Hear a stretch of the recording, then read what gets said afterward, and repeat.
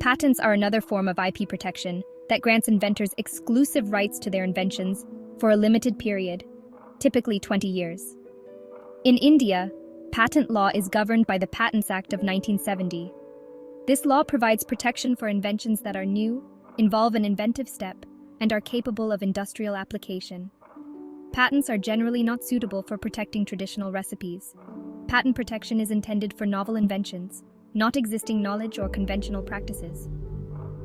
A recipe that merely combines common ingredients and cooking techniques is unlikely to meet the criteria for patent protection.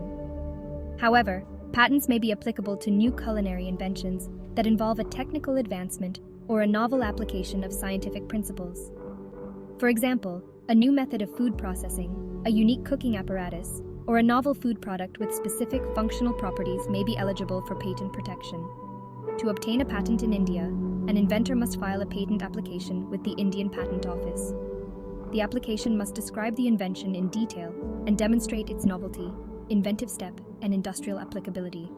The patent application process is complex and requires technical expertise.